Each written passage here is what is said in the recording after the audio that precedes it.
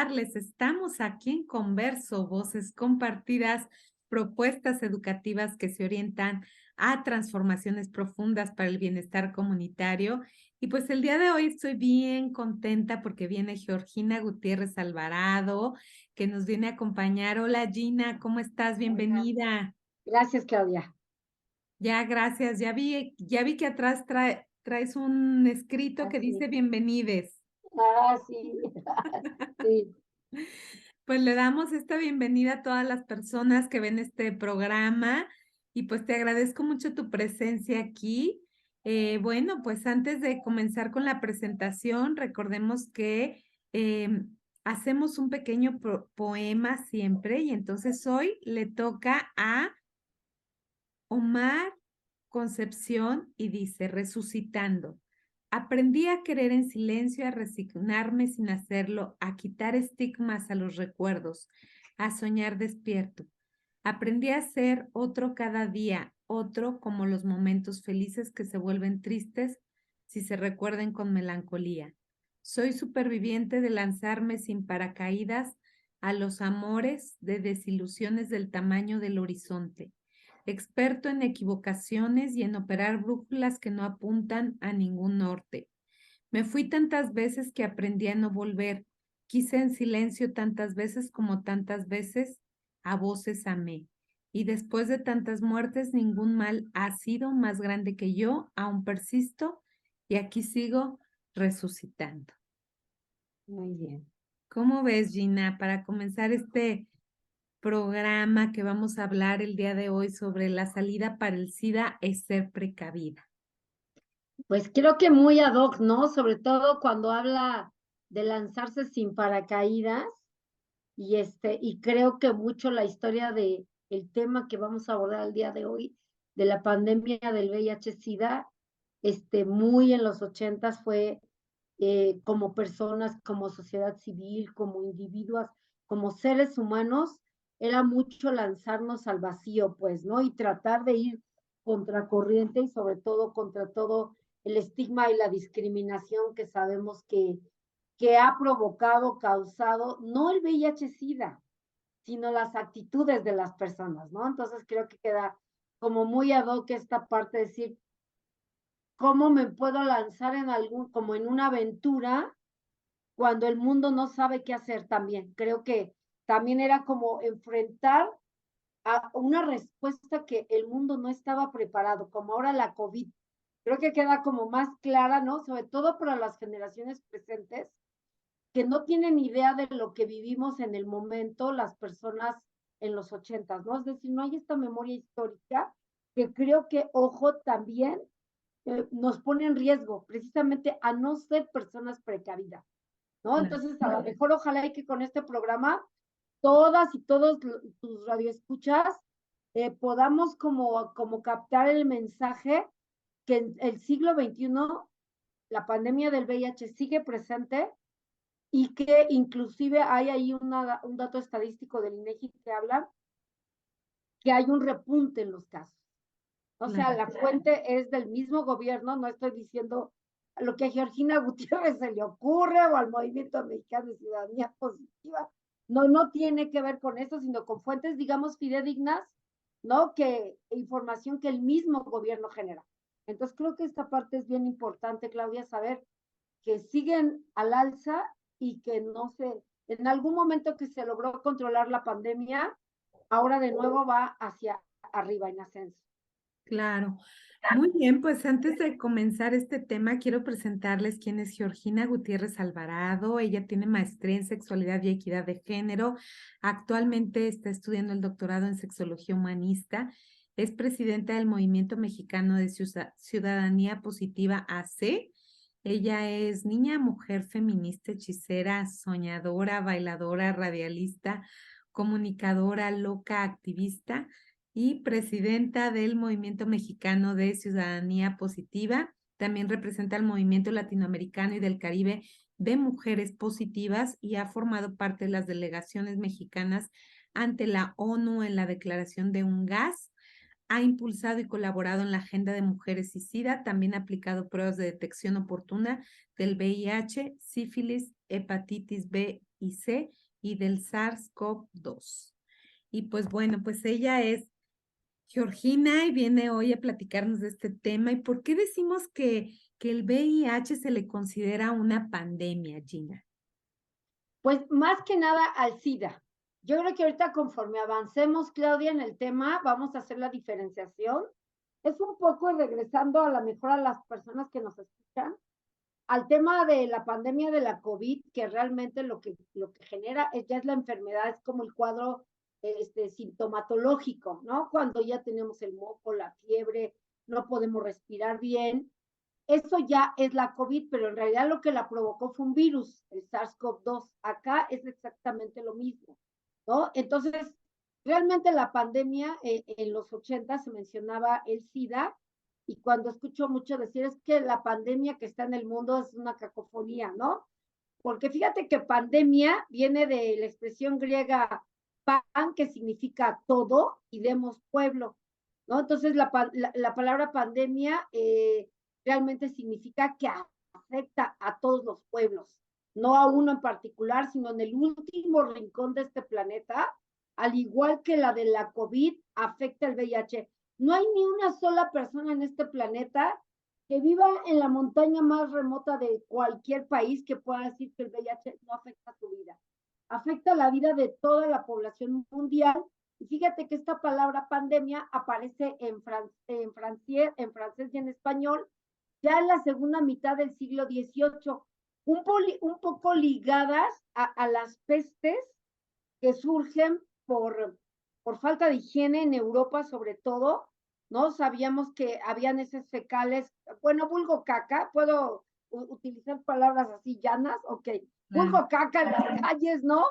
Y bueno, a tanta suciedad, las ratas, proliferación, las pulgas, y esto va creando todas estas pandemias de la peste bubónica, etcétera, era porque realmente eran personas con mucha falta de higiene que en América no teníamos. Voy a hablar específicamente de México, que tenemos hábitos de mayor higiene, limpieza, es más, por ahí unas crónicas que he leído de soldados españoles, que cuando van llegando al Valle de México y ven el valle, se quedan maravillados, y una de las frases que me acuerdo mucho cómo lo relata este soldado, que ojo, no todos eran analfabetas y toda esta parte que nos hacen creer, ¿no? Tampoco, al 100% no era así.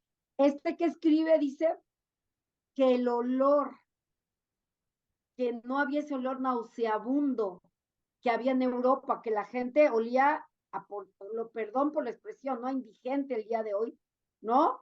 Que olían a orines, etcétera. Tú habrás escuchado a Juan Carlos Hernández Meicueiro, que él dice que para bañarte necesitabas permiso del obispo y no sé cuánta prohibición ligada al cuerpo, pues, ¿no? Para que no nos tocáramos, no nos conociéramos, no hubiera placer. Bueno, pues había por ahí reyes que se bañaron 3 veces en su vida.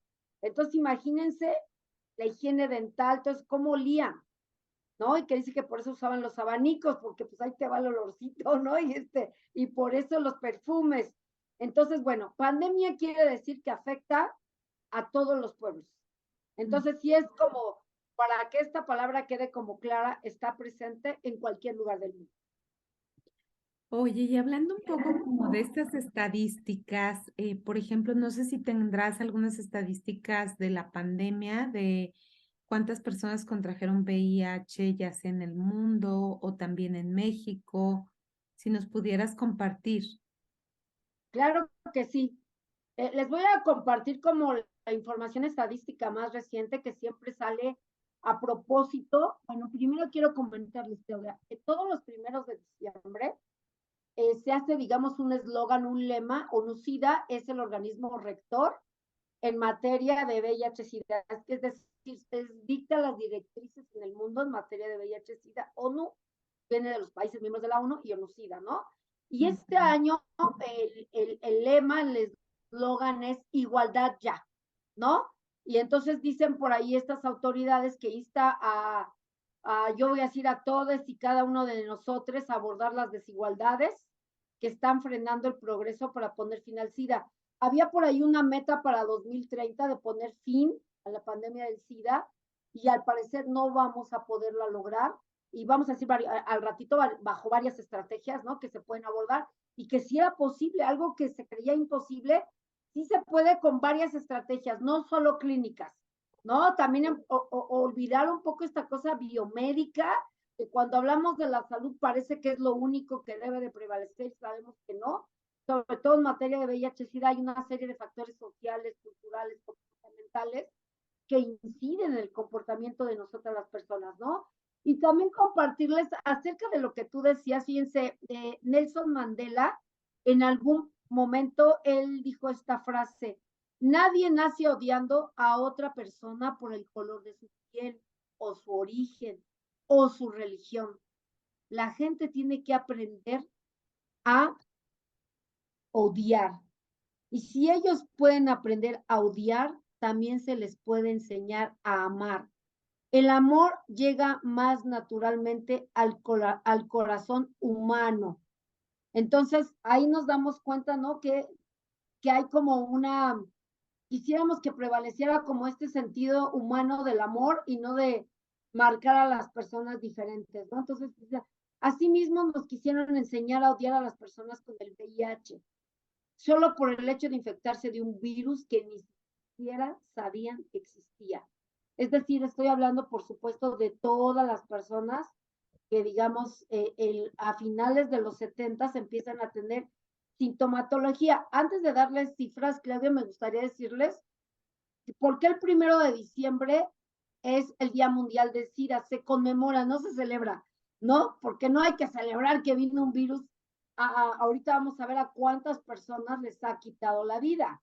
No, se conmemora porque es la primera persona diagnosticada y se decía con SIDA, no se decía VIH, era un hombre el 1 de diciembre de 81 y en 83 se reporta la primera mujer con diagnóstico de VIH positiva y ahí se van dando cuenta que al parecer no solo las relaciones sexuales entre hombres, que era lo que se creía, ¿no? Este estigma del cáncer gay y el cáncer rosa, también está alcanzando otras poblaciones. Entonces, fíjense, 19 años después del primer caso, hasta el 2000, en la ONU, el SIDA se declara una situación de emergencia mundial. 19 años después, y esto es debido a que empieza a mermar a las poblaciones, sobre todo en África, ya depauperadas por sí, ¿no? Por la hambruna, por la desnutrición, que se cree que mucha gente ya moría de SIDA, pero no estaban diagnosticadas, Claudia. Es decir, depende en qué lugar del mundo te decidan, ¿no? Para que te diagnostiquen. Entonces, de nuevo, por esto de poner fin a las desigualdades también habla de eso. Tener acceso a un diagnóstico oportuno, a que te digan que sí es VIH o inclusive una comorbilidad muy ligada que es la tuberculosis, y que si tienes tuberculosis necesariamente tendrías que existir la prueba de VIH porque muy seguramente está asociada. Ojo, no 100%, también.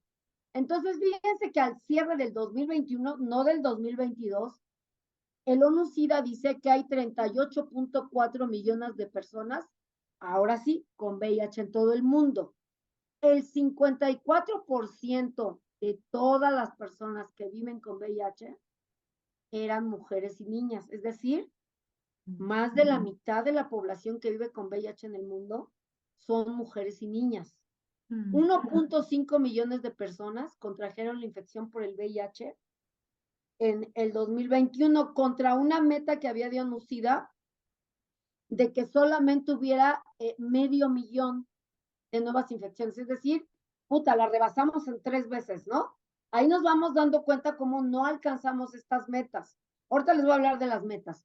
Las mujeres y las niñas representaron el 49% de todas las nuevas infecciones en 2021. Fíjate, Claudia, que esto está asociado a los países que viven en conflicto, en migración, en guerra, en desplazamiento de las poblaciones y también las religiones, sobre todo en toda la parte de África, está muy ligada a la religión en la cual las mujeres no tienen derechos y en el que el cuerpo de las mujeres siempre se convierte en un botín de guerra en cualquier situación de emergencia y de violencia mundial, ¿no? Entonces ahí vamos viendo cómo hay otros factores que Claro. también nos afectan particularmente a las mujeres, ¿no? Hay 1.7 millones de niños y niñas hasta 14 años en el mundo, estoy hablando del mundo. 650,000 personas fallecieron a causa de enfermedades relacionadas con el SIDA. Y fíjate esta cifra, 84.2 millones de personas contrajeron la infección por VIH desde el comienzo de la epidemia y 40.1 millones de personas han fallecido a causa de enfermedades relacionadas con el SIDA desde el comienzo de la pandemia. Han muerto más personas por VIH que sumando la Primera y Segunda Guerra Mundial. ¿Y qué es estas metas, por ejemplo, de ONUCIDA? Ellas hablan del 90-90-90, tratamiento para todas las personas. Ellos hablan que 90% de las personas por lo menos nos hayamos hecho la prueba en algún momento de nuestra vida y todas las personas que tenemos una vida sexual activa nos la deberíamos de hacer cada año. 90% de esas personas que ya saben su diagnóstico, que se hicieron la prueba y saben su diagnóstico, que reciban tratamiento antirretroviral. Y después, esas personas que ya toman tratamiento antirretroviral, el 90% tengan carga viral indetectable. ¿Por qué? Porque hay algo que se llama prevención combinada, que resulta que si tú eres indetectable, dicen I igual a I, indetectable igual a intransmisible. Entonces nos vamos dando cuenta, Claudia, cómo estas varias estrategias sumadas sí podríamos estar erradicando el SIDA del mundo. Es decir, que no es como un sueño guajiro y luego la otra, bueno, también desde las y los activistas estamos mucho bregando por este lema que ahora traemos de la cura no es locura con respecto al VIH, ¿no? Sabemos que las vacunas son un poco difíciles, pero al parecer sí hay sistema, hay por ahí algunos elementos que podrían traer que la cura sí es posible, ¿no? Decía por ahí una ginecóloga china, los muertos a causa del SIDA pueden decir sin exagerar que superan el número de los fallecidos. Ella solo hablaba durante la Segunda Guerra Mundial en China, ¿no? Y recordarles que cada semana alrededor de 4.900 mujeres jóvenes de entre 15 y 24 años contraen la infección por el VIH. A finales del 2021 había 19 puntos, o sea, casi 20 millones de mujeres adultas con el VIH, ¿no? Entonces, fíjate, hay cerca de una infección cada 2 minutos. Si tú cuentas en este programa cuántos minutos estuvimos conversando, pues multiplícalo por 2 y vas a ver la cantidad de nuevas infecciones que hay o 4,000 diarias en todo el mundo.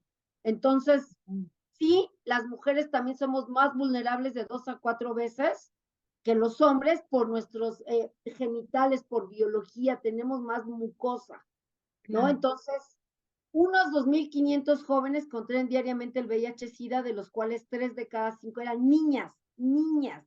No estamos hablando de mujeres jóvenes que ejercen su sexualidad, sino de niñas, que tiene que ver mucho con la violencia sexual. Claro. Entonces, estas mujeres y niñas representaron aproximadamente el 48% del total de todas las nuevas infecciones en 2019. En el África subsahariana, las mujeres y las niñas representaron el 59%, Claudia, del total de las nuevas infecciones por el VIH.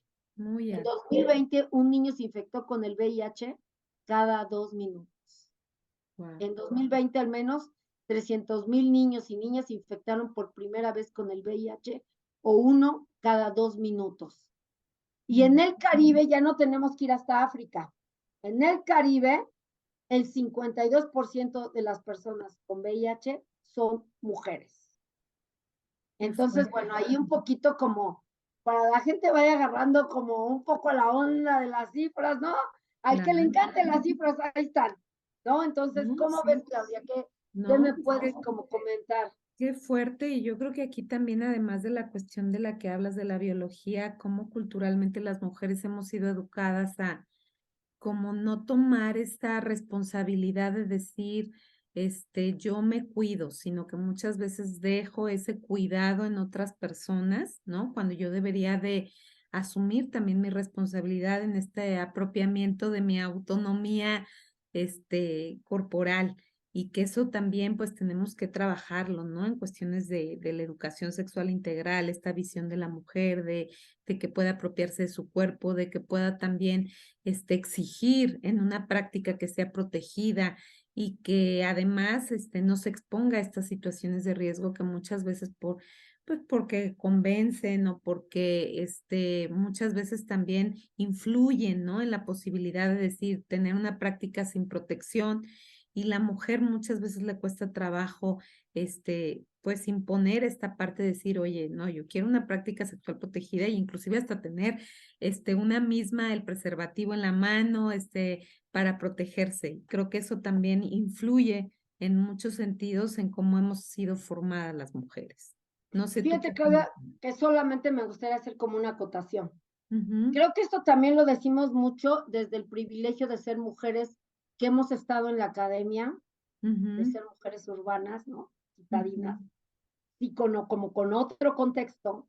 Pero Ok, si tú lo pones en el contexto de una población rural o indígena, eres mujer indígena, trans, ¿no? sí, Este, claro. vas a tener, es que no tienes acceso. Entonces, a este tipo de toma de decisiones, no es que quieras dejar la responsabilidad de tu salud y tu seguridad en las manos de la pareja, sino que es como todo el contexto que te violenta. Por eso se habla no se habla de poblaciones vulnerables, sino vulnerabilizadas, que tiene Claro. una connotación distinta porque es todo Ujú, el contexto el que te vulnerabiliza y no las mujeres somos vulnerables porque somos mujeres, no, ujú, sino porque hay un contexto con mucha violencia estructural de género, de desigualdad, que nos va poniendo mucho más vulnerables, entonces sí hay que ver desde dónde lo decimos, ¿no? ujú, Entonces, bueno, yo recojo mucho también las historias, no solo de las mujeres en México, que sí es verdad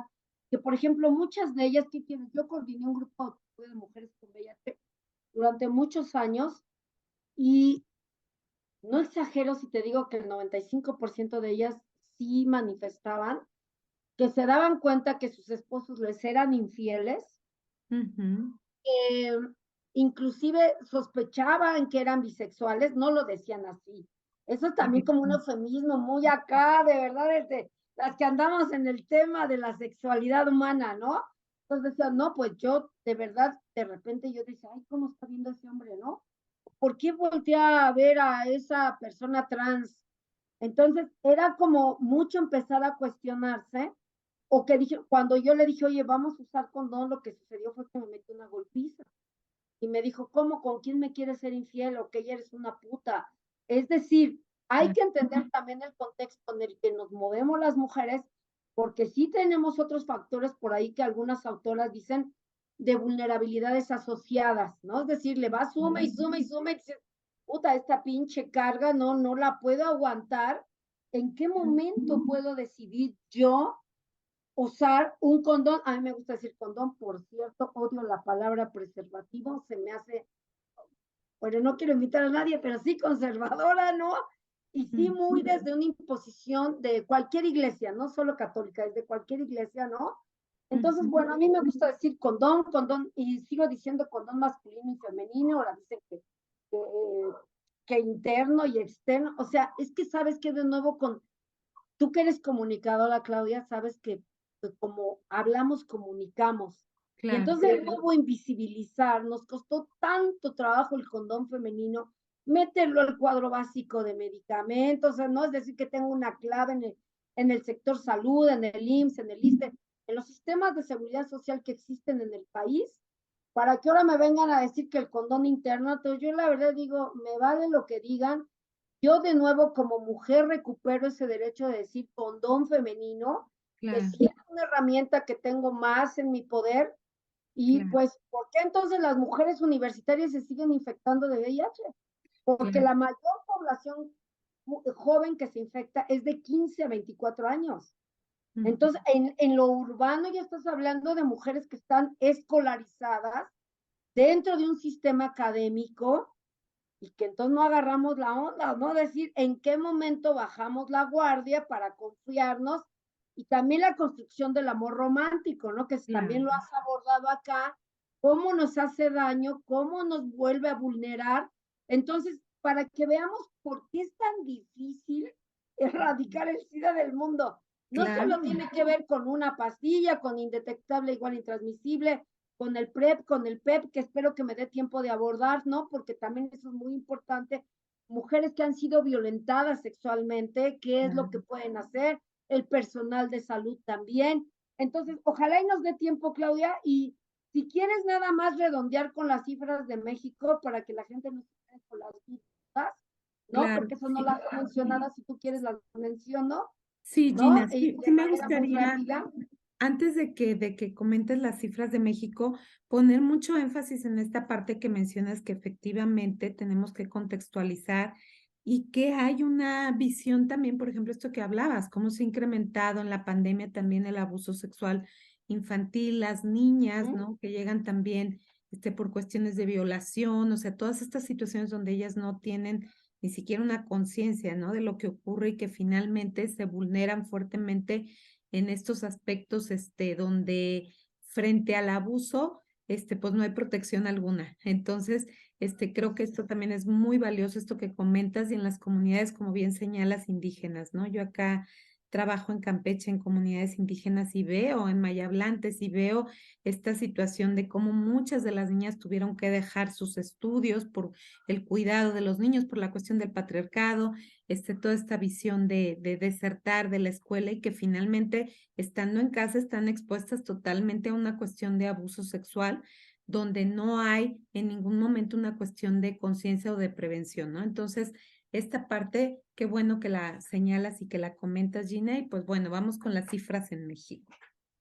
Pues fíjense que para empezar en 83 se reporta el primer caso de SIDA en México, ¿no? Entonces, desde esa fecha y hasta el 31 de octubre de 2022, se tiene el registro, ¿no? Estas cifras son por el CENSIDA, es decir, también es una fuente del gobierno.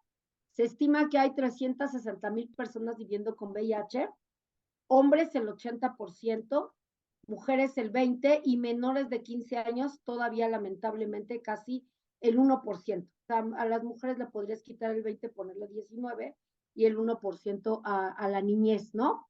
La estimación de la prevalencia, es decir, los casos que hay, en la población total es del 0.26 por cada 10,000 y la de 15 a 49 años del 0.38. Te das cuenta que ahí está como la mayor prevalencia en México, es de la gente de nuevas infecciones, eso quiere decir. Entonces veamos lo que, o sea, como retomando la cifra que te dije hace rato, es cómo son las personas jóvenes, las juventudes, las que principalmente se están como, teniendo las nuevas infecciones, ¿no? Claro. Entonces, tomar en cuenta esa parte es muy importante y no me gustaría dejar pasar, ¿no? Que comentarles cuáles son los estados con mayor incidencia en este momento, dado que tú dijiste Campeche, también por eso me resulta como interesante. Dice, estados con la mayor tasa de nuevos casos diagnosticados de VIH, ahora sí en 2022, tasa por 100,000 habitantes. Estado Quintana Roo, escuchen, incidencia 48.92. O sea, casi la mitad de los casos están en Quintana Roo. En Campeche, el 23.3. En Yucatán, el 22.1. Es decir, es una bomba de tiempo la península de Yucatán. Claro. Lo digo como no, ay, no para hacer esta cosa como de la alerta, ¿no? Más bien de la alerta de qué vamos a hacer.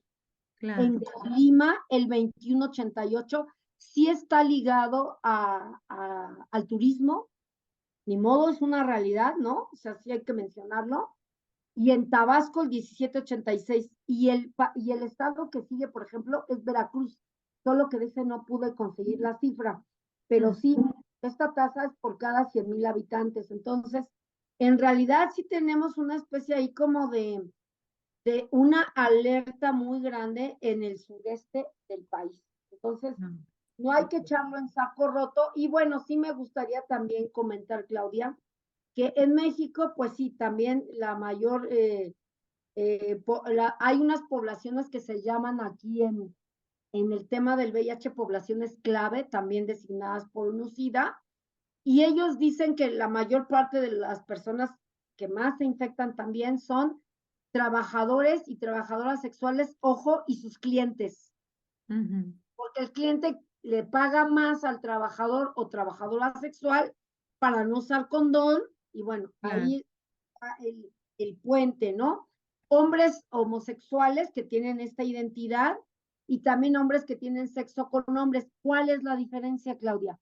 Que los hombres que tienen sexo con hombres pueden estar casados, pueden ser abuelitos, tener nietos, nietas, y tener prácticas sexuales con otros hombres jóvenes de su edad, la que quieras, pero no tienen una identidad ni gay ni homosexual, ¿ok?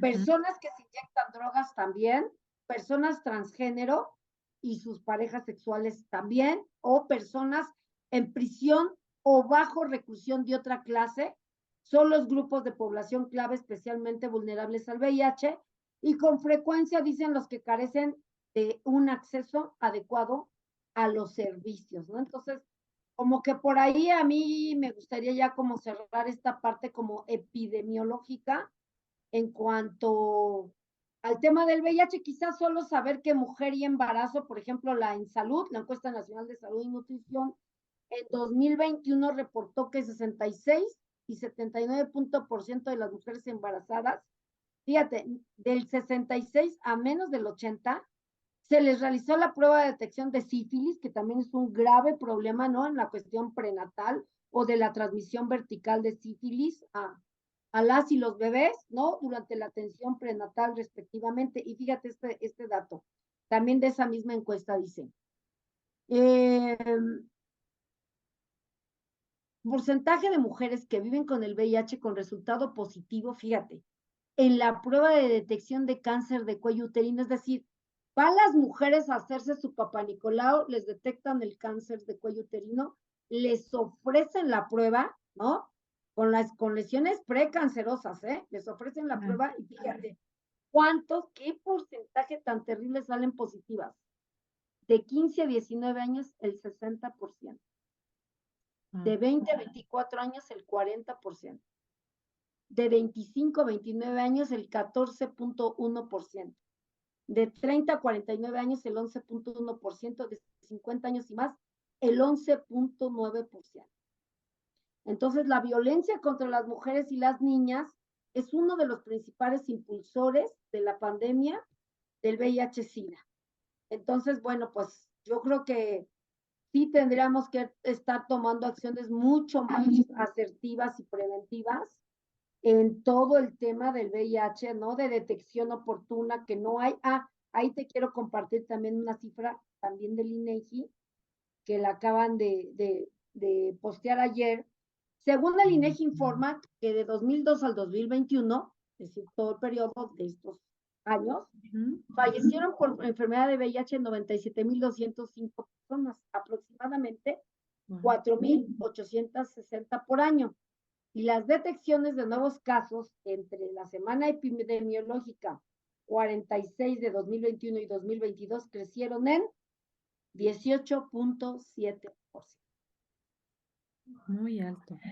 Qué bueno que nos comentes todo esto porque tenemos que tomar conciencia, reflexionar y sobre todo, pues tratar de encontrar, ¿no? Estas vías efectivas de prevención, de educación sexual integral, y de tener políticas públicas que protejan a la niñez y a las adolescencias también.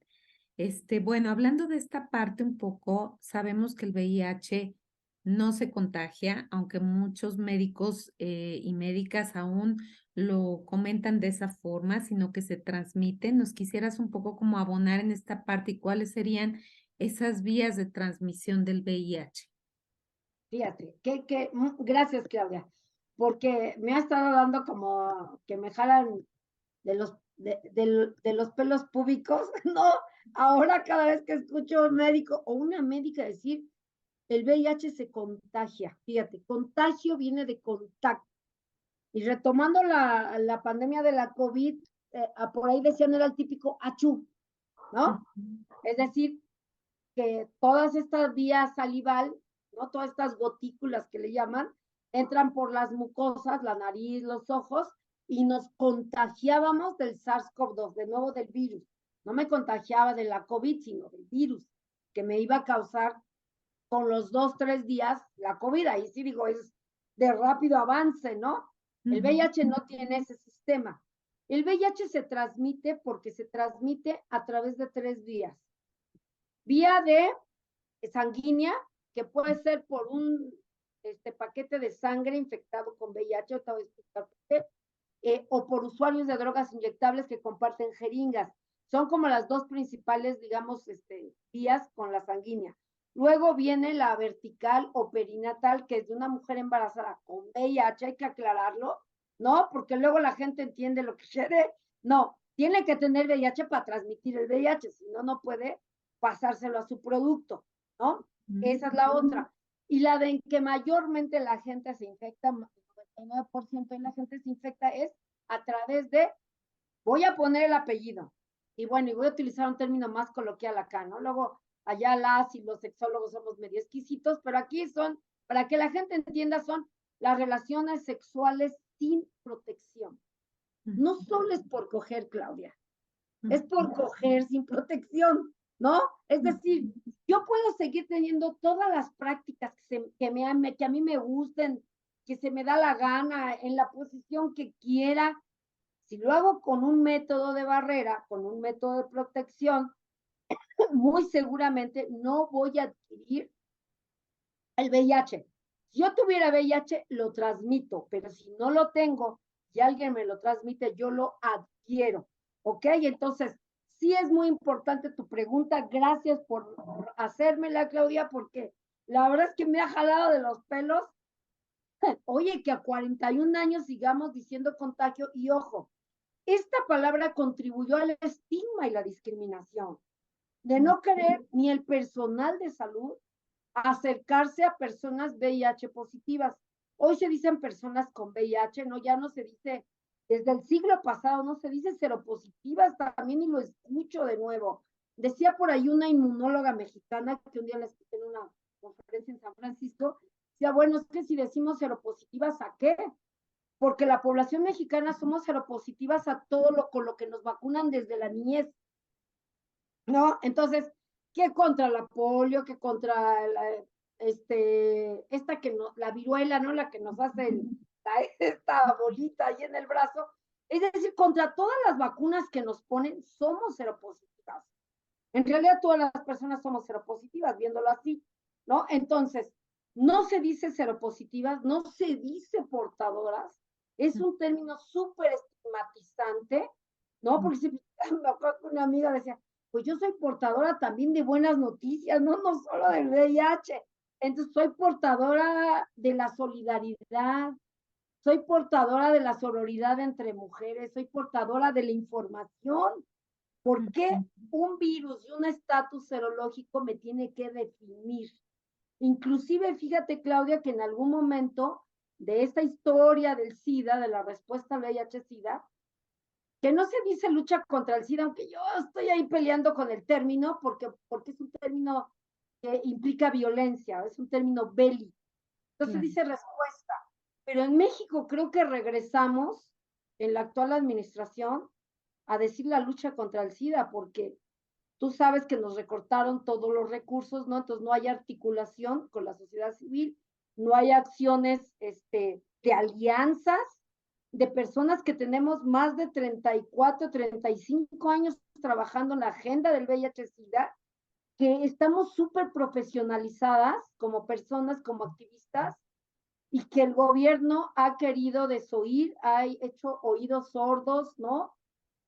Se ha enceguecido, en lugar de decir, ayúdenos, ¿no? Y ahí estamos nosotros con nuestros conocimientos, toda nuestra carrera en este tema, aportando, no viéndonos como, no somos la enemiga a vencer. El enemigo a vencer es el virus de inmunodeficiencia humana, no las personas que nos hemos profesionalizado en el tema, Claudia. Yo de veras le digo al gobierno que ojalá y que nos escuche y que el presidente Andrés Manuel López Obrador recule en su posición de esa famosa circular 1, porque de verdad nos necesitan, que sean humildes de verdad, que se acuerde que lo acompañamos en sus plantones, que ahí sí dijo, la sociedad civil, ahora dice la mal llamada sociedad civil, Y yo digo la bien llamada sociedad civil que nos organizamos solamente para responder ante una pandemia que los gobiernos no estaban respondiendo, Claudia, en los 80s, que fuimos las personas primero en lo individual, cuidando a nuestros enfermos, a nuestras enfermas, porque también hubo mujeres, ¿no? Y resolviendo este estigma de la enfermedad de las 4 Hs, ¿no? Les da a los homosexuales, haitianos, heroinómanos y hemofílicos. O sea, fíjate qué horrible suena tan solo la carga de las palabras, ¿no? Entonces, como si lo estuvieran buscando. Yo le digo, nadie quiere, por ejemplo, adquirir el virus del papiloma humano. O no ando yo desnuda por la calle como loca, hay alguien que me pase una ITS, alguien tendrá por ahí un BPH, por favor. Pues nadie queremos eso, ¿no? Pero somos seres humanos que si juntas el alcohol, que es una droga permitida, pero es una droga, ¿no? Que te hace bajar la guardia, o cualquier otra droga que te metas que hoy en día son muy comunes, pues yo creo que aquí el asunto es atender, no estigmatizar, no señalar, ¿no? No de nuevo venir con mi palito de juicio de valor y te voy a latiguear, porque mira, por eso te viste. La otra es que el VIH es una enfermedad en la que todo el mundo te pregunta en mal término, cómo te contagiaste, ¿no? Claro. Porque está negado el ejercicio de la sexualidad, entonces altamente estigmatizada. Entonces yo creo que de verdad hay que volver a articular la respuesta efectivamente en materia de VIH-Sida a nivel nacional, porque si no nos va a cargar el payaso, nos va a cargar el carajo de nuevo como los 80s. Un retroceso de 40 años no lo aguantamos, porque además implica recursos, Claro, implica comprar más antirretrovirales, claro. atender a más personas, incapacidades, pérdida de horas hombre y mujer, porque luego dicen nada más hombre y me igual me toca, ¿no? Entonces, no, más personas hospitalizadas. Entonces, ya esto se sabe, no estamos descubriendo el hilo negro, Claudia, tenemos 41 años atendiendo y respondiendo ante la pandemia. Entonces, bueno, pues yo creo que también el programa de SIDA a nivel nacional está completamente invisibilizado. Creen que porque tienen un consejo y unas cuantas ONGs ahí, ya con eso no están resolviendo nada, porque se sientan ahí como de Ku Klux Klan, perdón, ¿no? Y a platicar unos cuantos, cuando podrían estarnos sumando a ti, Claudia, ¿no? A todos los que están haciendo incidencia en la EIS, en la educación integral en sexualidad, que creo que es la llave más grande, no Claro. solo para el VIH, para hacer una sociedad feliz, que viva el placer con felicidad, con gusto, con gozo, que diga, ay, qué rica acogida me aventé en la mañana, o en la tarde, en la noche, cada quien el turno que le dé la gana, con protección, y lo Claro, estoy haciendo, ¿no? Porque de verdad eso también es algo que nos pone muy vulnerabilizados. claro, Gina. Oye, Gina, ¿y cuáles serían para la gente que nos está escuchando las formas de prevención del VIH? Ok, mira, ya mencioné estas 3 formas, ¿no? De transmisión. Ujú. Hay algo, por ejemplo, la sangre, en México sí es sangre muy segura, eso hay que aclarar, ¿no? Solamente que existe una cosa que se llama periodo de ventana. ¿Qué quiero decir con eso? Que me jugué una noche de copas, una noche loca, ¿no? Ujú. Yupi, me fui a Acapulco, ¿no? Nadie me conoce, anónima. Otra, me la juego. Entonces me puse hasta las manitas y me fui a coger con 2 o 3, yo de ambiciosa siempre, ¿no? Y luego cuando regreso, ay, Claudio, ¿dónde me recomiendas que me hagan la prueba de VIH? Ahí vengo llorando, ¿no? Ahí ve al movimiento mexicano de ciudadanía positiva, ahí, con las compañeras que hacen la prueba. Me hago la prueba, pero el problema, hay de 4ª generación que son una maravilla de tecnología, porque el periodo de ventana, ahorita lo voy a explicar, se acorta a 15 días. ¿Qué quiero decir? Que lo que mide la prueba son mis anticuerpos que reaccionan ante un agente enemigo que es el virus de inmunodeficiencia humana, ¿no? Ante el VIH. Y entonces, lo que hace la prueba de ELISA, así se llama, ELISA rápida, es medir mis anticuerpos que están reaccionando y protegiéndome contra este agente agresor, pero que la prueba, voy a decir un número al azar, mide de 51 en adelante. Yo tengo 30. Sí tengo VIH, pero la prueba no es tan sensible para detectarlo. Entonces yo salgo no reactiva, no se dice positivo o negativo, se dice reactivo o no reactiva. Yo salgo no reactiva y entonces digo, ya la libré, ¿no? Si me hacen la de cuarta generación son 15 días, pero si me hacen la de tercera generación son 3 meses, que no te quiero decir lo que se sufre, ¿no? Más si tuviste una práctica de riesgo. Entonces, salgo a los 3 meses no reactiva, digo, o me la hice en 15 días, está bien, para que te baje el nivel de estrés, te la hacemos. Pero en 2 meses, 2 más 1 son 3, te la tienes que repetir para estar seguras y cerrar el periodo de ventana. No existen periodos de ventana más grandes que 3 meses. Así, súper comprobado. Bueno, salgo no reactiva de nuevo, pero adivina qué, Claudia. 3 días antes, otra noche de copas, otra noche loca. O sea, no entiendo, ¿no? Las fiestas navideñas me ponen así, un poco locuaz, y vuelvo a tener otra práctica de riesgo. Entonces, vuelvo a entrar en periodo de ventana. Es decir, la prueba es de detección oportuna, no es preventiva. Porque mucha gente me dice, Gina, pues es que me hice la prueba y que durante 2 años he salido negativo. Pues sí, mi vida, pero andas cogiendo sin condón. En algún momento, como el juego de la ruleta rusa, ¿no? De la que tiene 6 balas la pistola, por matemática pura, la sexta te va a tocar. Entonces, ¿por qué no te pones un condón? Ahora, existe otra forma que se llama PrEP, que es una pastilla que pueden tomar las personas como método de prevención, obviamente bajo cuidado clínico, porque causa efectos secundarios. Una aspirina causa efectos secundarios, Claudia. Estos son antirretrovirales, entonces sí causan efectos secundarios, tienen que estar bajo un monitoreo. Solo recordar que les va a prevenir del VIH, pero no de las otras IPS. Pueden agarrar en el camino sífilis, hepatitis C, hepatitis B, ¿no? Es decir, gonorrea, clamidia, todas las que se te imaginen. ¿Por qué? Por no usar condón. Entonces, también recordar eso, sí, el PrEP te protege. El PrEP, que es la profilaxis post-exposición, ¿qué quiere decir? Una mujer que ha sido violada, durante las primeras 72 horas, eso es muy importante recordarlo. En las primeras 72 horas le tienen que poner un tratamiento antirretroviral, de nuevo monitoreado con un médico que sea especialista en VIH, y se toma la pastilla y la van a estar monitoreando. O si se picó, también tenemos ahorita, no voy a decir quién, pero uno de nuestros médicos más solidarios, tiene un problema de salud y bueno, estaba haciendo tomas de muestras para carga viral y CD4 y se pinchó, ¿no? Entonces empezó a tomar el antirretroviral para hacer prueba, le hicieron la prueba, salió no reactivo, porque también el instituto tiene que estar seguro, ¿no? Que no lo agarró como pretexto para que sea un riesgo de trabajo, ¿no? Entonces, bueno, en esa sanda todavía, tristemente, pues fue un riesgo de trabajo.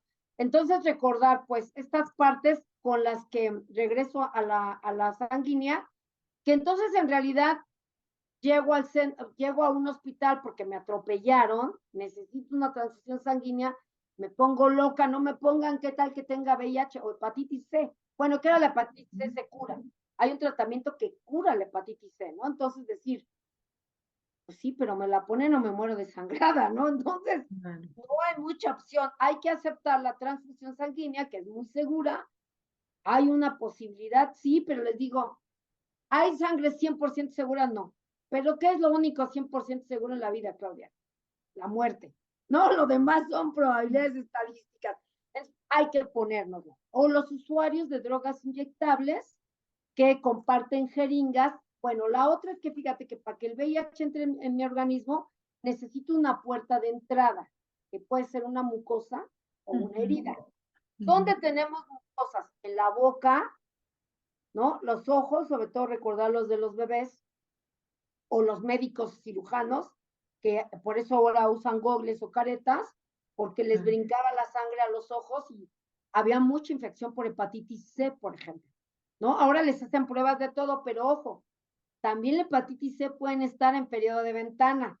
Entonces salen no reactivos, pero luego pueden salir positivos y sí infectarse el médico por que le brinque una gotita, ¿no? Entonces, bueno, entonces recordar esa parte, que la sangre sí es segura, pero 100% segura no hay, y los usuarios de drogas inyectables hacen heridas, ya dije una mucosa, bueno, los hombres en la cabeza del pene, la única parte que tienen mucosa, las mujeres en la vulva y en la vagina tenemos mucosas, y ambos, hombres y mujeres, el ano también es mucosa. Entonces, una herida en cualquier parte del cuerpo, me caí, me raspé, inclusive, fíjate, quemarnos al sol, así, esa ya es piel no sana, se considera una herida, o inclusive hacer chupetones, se considera romper vasos sanguíneos. Ahí un día una médica me dijo que era una práctica de riesgo porque puede crear coágulos del tamaño de la cabeza de un alfiler. Una cosa es dar besitos, hacer ricos acá en el cuello, ¿no? Como una zona erógena que es, y otra cosa es que me quieran succionar y sacarme por ahí toda la piel que tengo en el cuello. Eso crea coágulos que se pueden ir al cerebro o a los pulmones. Entonces, hay que medir el vampirazo, pues nada más esa parte. Y entonces, bueno, los usuarios de drogas inyectables, fíjate qué hacen. Abren una herida a la hora que registras, se llama registro, lo meten primero para ver si están en vena, lo jalan. Si sale sangre, están en vena. Si no, picaron en otro lugar. Vuelven a picar hasta que piquen en sangre y luego comparten la droga. A lo mejor se inyectan la mitad y así con sus meros cuadernos y cuadernas comparten la droga, y de esa manera pueden adquirir el VIH mucho las y los usuarios de drogas inyectables. No se hace en ningún caso por tatuaje, hay que exigir que sean jeringas desechables o que usen autoclave, que es donde se esteriliza el equipo. También los piercings, ¿no? También exigir eso, porque una hepatitis sí podemos adquirir, no VIH, pero una hepatitis por mal uso del equipo, que esté mal esterilizado, sí hay riesgos. Y tampoco se comparten los rastrillos por higiene. ¿Quién comparte su cepillo de dientes? Nadie, bueno, tampoco los rastrillos, ¿ok? Caen como en esa cláusula, ¿no? De la higiene. Esa es como por la vía, digamos, eh, sanguínea. ¿Y cómo prevenirlo? Pues generalmente a los usuarios y usuarias de drogas inyectables les hacen intercambio de jeringas que tengan suficientes para que no las compartan, o mínimo que las, digamos, le metan así la jeringa en cloro y las bombeen. Es otro medio así un poco como más artesanal, pero que también puede ser efectivo.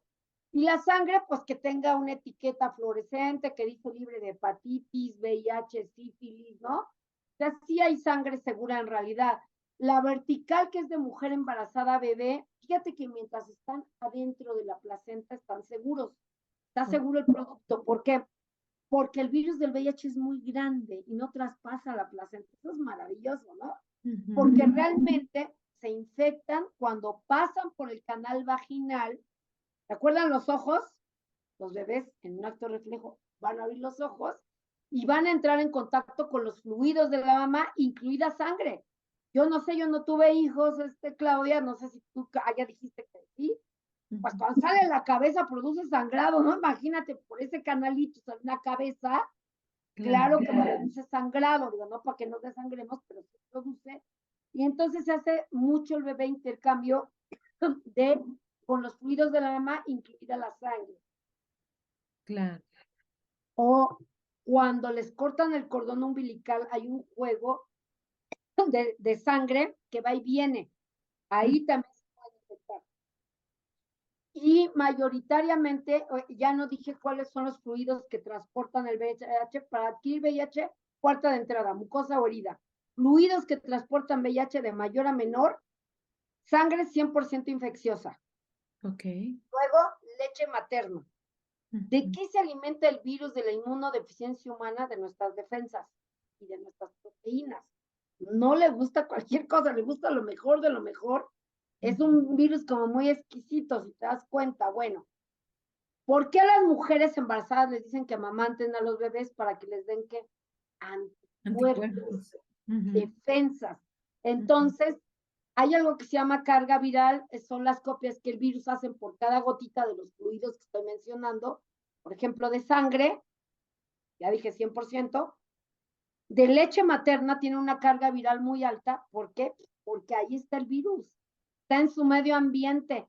Por eso a las mujeres con VIH se les recomienda no amamantar a sus bebés, sino darles suplementos de leche materna. Y sí hay una ley en la que se les tiene que dar suplemento de leche materna a estas mujeres por 6 meses mínimo para que alimenten a sus bebés, ¿ok? Entonces, realmente, si yo estoy embarazada o me quiero embarazar, ¿cuál es la forma de prevención? Hacerme la prueba de VIH. Se les hace cada trimestre también, porque se pueden infectar en el periodo gestacional también, ¿no? Si siguen teniendo relaciones sexuales, que es, digamos, como lo más común también hoy en día. Entonces, se recomienda entonces que se haga la prueba. Si salen positivas, pueden prevenir al bebé hasta en un 98% de posibilidades de que nazcan sanos esos productos.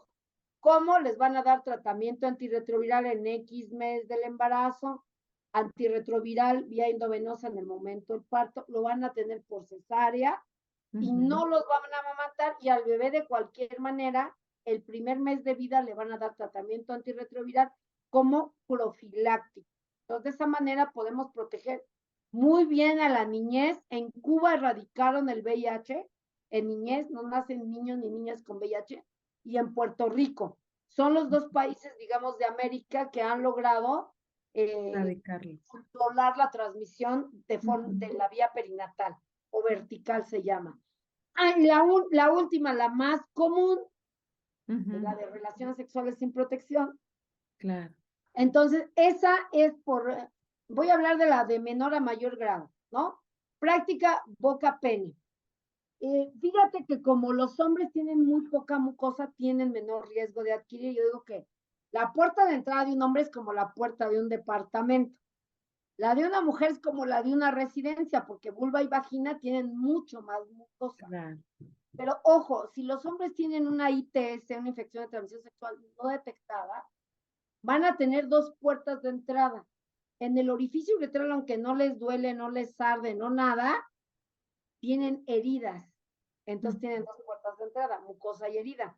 Y ahí sí, en una relación heterosexual, tienen mayor riesgo.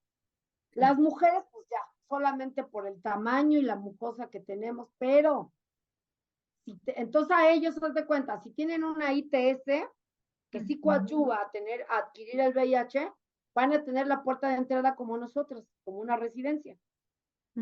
Pero si además nosotras tenemos una ITS porque no vamos, nos hacemos nuestra fotografía, nuestro papá Nicolau, etcétera, por dentro hay heridas. Y entonces nuestra puerta de entrada se hace como la de un rancho, así grandotota, y por eso tenemos mayor, de 10 a 12 posibilidades más de adquirir cualquier ITS, ¿no? Es solamente por la cuestión biológica. Entonces, si realmente la práctica de boca-pene, lo que transmite el VIH, los fluidos, estaba diciendo los fluidos, sangre, leche materna, luego el semen. El semen es muy infeccioso porque adivinen qué, está formado de proteínas. Pues también ahí el VIH está como caldo de cultivo. En menor grado, el líquido preeyaculatorio, también en menor grado los fluidos vaginales, pero no quiere decir que es cero, ¿eh? Tampoco. Menor no quiere decir nada, y me corro el riesgo, bueno, cada quien, pero sí es necesario saberlo. Entonces, en la práctica de boca-pene, realmente el fluido que transporta el VIH, si es que a la persona a la que le estamos haciendo la mamada, pues así ya no, es que es el líquido preeyaculatorio o el semen, tiene más riesgo quien hace la mamada, porque además la boca, si tiene gingivitis, tiene heridas en la boca. No solo es mucosa, sino herida. Si tiene caries, es una herida. Tiene mala higiene bucal, tiene heridas en la boca. Entonces, por eso también es bueno tener higiene bucal, pues. Y sí se pueden poner métodos de barrera para la práctica boca-pene. Para la práctica de boca-vulva, también tiene mayor riesgo quien haga la mamada por lo mismo, porque lo que transporta el VIH son los fluidos vaginales. La saliva no, está comprobadísimo. Un médico hizo un estudio, dijo que se necesitaban 6 litros de saliva para transmitir el VIH en un beso. No son ni todos los fluidos que tenemos en el cuerpo, a empezar, ¿no? O sea, la ciencia sí explica de manera como muy clara cómo derrumbar los mitos. Y bueno, digo que ni la mamada más acuosa, ni el beso más baboso, nos sale de 6 litros. Entonces, a pesar de mis guarradas, hay ciencia detrás de lo que digo. ¿Ok? Entonces, creo que esa parte para que la gente no tenga miedo. Claro. La otra ya de mayor riesgo es la práctica de pene-vagina.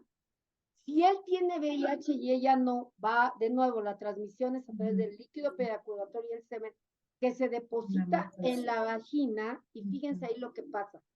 Se queda ahí vivo 72 horas.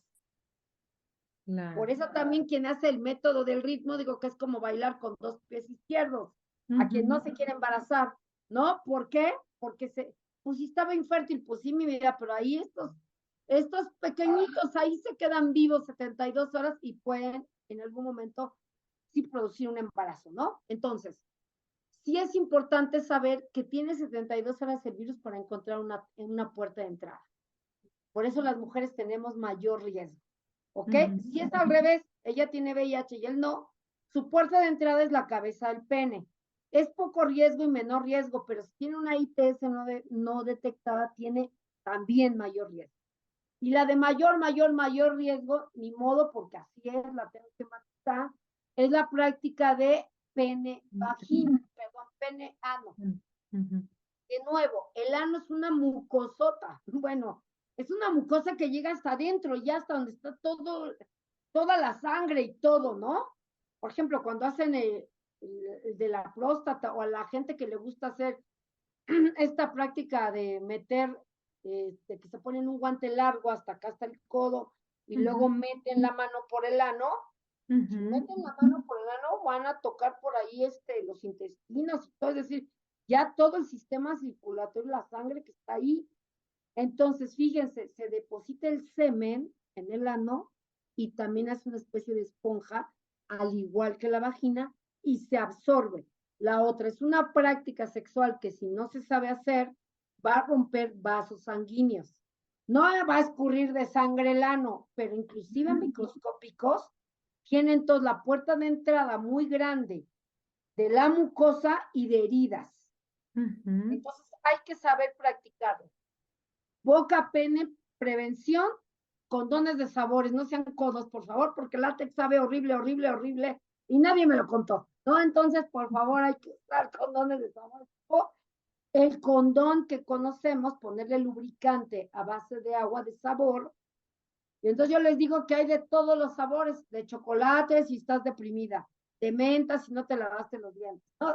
De piña colada si no tuviste tiempo para la chela. O sea, hay de todos los sabores, hay para que disfrutes. Boca vulva. Ahí, con el que envolvemos los alimentos en el refri, el Clean Pack, yo le digo Sex Pack, transparente, que no sabe a nada. Pero bueno, un día uno en una prepa ahí del gobierno de la Ciudad de México, ay, a mí me gusta ponerle yogur. Bueno, desayuna donde quiera, pero protégete. ¿No? O sea, ponle ahí la barrera y con eso también sirve. No hablé de la práctica de boca ano, el beso negro, que no es el beso en lo oscurito, ¿no? O sea, o el sexo oral, que no es el sexo platicado. Entonces, el beso negro, práctica boca ano, podemos adquirir más que nada muchas diarreas o infecciones intestinales, porque aunque quede limpia el área, pueden quedar esas fecales, vulgo caca y comemos caca. Entonces hay que poner igual el del Clean Pack, ojo, si lo vamos a usar con una mujer, nunca primero del ano a la vagina, porque nos traen todos los bichos y bacterias que hay en el ano y nos hace mucho daño a las mujeres, ¿no? Entonces, ya vemos que lo podemos hacer con mucha protección. Y para pene, vagina y pene ano, pues todos los condones que conocemos, hay unos que están texturizados, dice el comercial, los que tienen costillitas, que estimulan el clítoris porque tienen como rayitas o bolitas en la punta, o utilizar lubricantes también calóricos a base de agua, ¿eh? Ese lo que hace es un efecto, decía una amiguita, efecto de Big Vaporub, ¿no? Que te lo pones en las mucosas y se siente el calorcito, pero este es a base de agua. Le ponen 2 gotitas o 3 adentro del condón antes de ponérselo y por fuera como si fuera un hot cake, igual lo embadurnan o con los dedos pueden ponerlo, untarlo, hacer juego erótico, ¿no? En la vulva y en la vagina de la mujer o en el ano de la persona a la que queramos penetrar. Entonces, si usan estos dos sistemas, por ejemplo, Claudia, de lubricante calórico más condón texturizado, ¿sabes a dónde se van a ir? Al cielo sin haberse muerto, ¿no? Entonces, hay muchas cosas que podemos, y el condón femenino que nos lo podemos poner 8 horas antes, que voy a ir al antro, a bailar, al cine, en el coche, en el baño, donde me agarre la calentura, yo ya traigo mi condón pues, ¿no? Entonces, otra herramienta también que depende de nosotras, también, sí hay que promoverlo, sí también. Y pues con eso yo terminaría con toda esta información, Claudia, que espero que no haya sido muy apresurada, No, estuvo pero maravilloso, muy claro, agradezco la Gina. invitación a tu programa, Claudia. Claro que sí. Oye, Gina, ya para concluir, bueno, además de que nos dejes tus datos, pero me gustaría preguntarte, el lema de ONU-SIDA y la OMS-IOPS este 2022 es acabar con las desigualdades, acabar con el SIDA. Y yo te preguntaría, ¿por dónde hay que ir para terminar con estas desigualdades? Pues yo creo que en políticas públicas, Ujú. ¿no? Definitivamente, que es lo que cambia realmente las estructuras de los países. La Ok. otra es rearticular la respuesta del VIH-Sida con la sociedad civil, que ahí estamos en una fase de stand-by, pero no del todo. Habemos algunas organizaciones que hemos logrado sobrevivir, que ahí estamos, muchas lamentablemente cerraron, muchas estamos operando desde nuestras casas, Claudia, ¿no? Porque decir, tampoco voy a cerrar, pues, ¿no? Aquí sigo como brindando servicios, pero yo creo que hay que conjuntar esfuerzos y alianzas. Kofi Annan en su momento dijo una frase que para erradicar el SIDA del mundo necesitábamos sumar muchos esfuerzos mundiales y articular la respuesta con muchos actores y actrices. Claro. Y una de esas también es la población que vive con VIH. Los hombres y mujeres y niñas y niños, que es una agenda olvidada, la de la niñez nacida con VIH. Tenemos una deuda histórica con esta población, Claro. que no tiene espacios de incidencia ni de voz propia. Ojo, de nuevo, infantilizar, ¿no? Aunque sí los hacemos adultos para que se tomen el chocho, pero no para proveerlos de educación integral en sexualidad, que no tengan miedo de que van a infectar a otra persona, que no pueden ejercer, bueno, tener una novia o un novio les da mucho miedo. Entonces tú te das cuenta de que además a las infancias y adolescencias con VIH se suman otros factores de inequidad y de desigualdad. Es decir, que entonces no tienen derecho al placer, a un beso, que es tan maravilloso un beso, Claudia. Entonces yo creo que hay que seguir, y esto, la última para mí es la EIS, la educación integral, que no sea solo de palabra en un documento, en la Constitución, cómo la operamos, Claudia. Claro. ¿Cómo empieza a bajar toda esa educación integral en sexualidad y pegarse como chicle a todas las poblaciones, desde la niñez, desde las infancias, las juventudes, las personas adultas jóvenes? Y ojo, claro, yo tengo 61 años. También las personas adultas mayores tenemos derecho a seguir teniendo placer, a seguir ejerciendo nuestra sexualidad, a seguir diciendo quiero coger y con calidad, no nada más una de que ahí te voy y como en lo más tradicional que se nos enseñó en nuestras generaciones, eso tiene que cambiar necesariamente. Yo creo que son como, de nuevo ves todos estos factores y el involucramiento y la articulación de muchos actores, y bueno, ahora dicen actoras, ¿no? A mí me gusta decir actrices, y los medios de comunicación, Claudia. También Claro. yo me incluyo, y tú sabes que yo también tengo un programa en Violeta Radio, ¿no? En Érase una vez y El Caldero de las Sexualidades. Me permito, pues, ahí decir, en el 106.1 de FM en Violeta Radio. Pues yo creo que tenemos también una responsabilidad, si tenemos la oportunidad de tener la voz y estar al aire y tener una audiencia, es abordar estos temas de manera más cotidiana, Claudia. No solo porque llegó el Día Mundial del SIDA. Yo les digo, el 8 de marzo hablemos de mujeres y VIH. El 30 de abril hablemos de niñez y VIH. El 10 de mayo, madres con VIH. En junio, el Día del Padre, padres y VIH. en julio, que el día del abuelo y la abuela, hablemos de abuelos y abuelas con VIH. También Claro. porque hay que hablar de la sobrevivencia que está teniendo las personas con VIH, afortunadamente por los antirretrovirales. Muchos de ellos tienen más de, yo les digo ya, más de la edad de plata, más de 25 años viviendo con VIH. ¿Qué nos pueden enseñar todas esas generaciones a las nuevas y que no te digan, pues total, si me infecto de VIH, ahí es una pastillita? Digo, sí, pero tú sabes que tu cuerpo puede envejecer hasta como uno de 70 por los efectos secundarios y eso ya no les gusta. Ay, no sabía eso. Es que hay que estar bien informados, no solo es el PrEP, ¿no? O que bajo la guardia, o sea, es decir, de veras tenemos que fomentar la autorresponsabilidad del placer y de la seguridad sexual. Eso, hay que coger con mucho placer, pero también con mucha responsabilidad. Por supuesto, y qué bueno que visibilizas a las personas adultas mayores, que efectivamente hay otros muchos factores que se suman y desde esta visión, verlo desde esta perspectiva integral. Y muchas gracias, Gina, por este maravilloso conversatorio, porque nos clarificas muchas dudas, finalmente en esta parte de ser tan clara y objetiva con cada una de los elementos que tenemos que tomar en cuenta en cuestiones de prevención. Pues te agradezco mucho de verdad, Gina. Si quieres dejarnos tus datos, además de este programa que tienes en radio, ¿qué otra, dónde te podemos localizar? ¿En qué otras direcciones o en qué otras redes? Bueno, mis redes sociales son en Facebook, son Georgina Gutiérrez Alvarado. En Instagram lo mismo, nada más que Instagram es todo junto y todas minúsculas, pero es lo mismo. Georgina Gutiérrez Alvarado. En Twitter estoy en @Gina Gutiérrez AL de Alvarado. Y pues son mis redes sociales básicas. Si alguien necesita una prueba, les voy a dejar. Ah, por cierto, también hago pruebas de COVID. Y ahora hay una dual de COVID e influenza. También aprovecho para comentarle a la población. Estamos en el 55 49 40 60 23.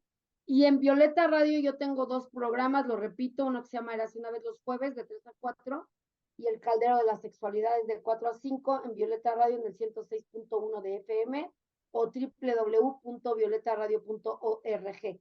Ahí me pueden encontrar, ahí me pueden localizar, mándenme mensaje, pídanme que si me van a pedir que les agregue, nada más díganme que me escucharon con Claudia.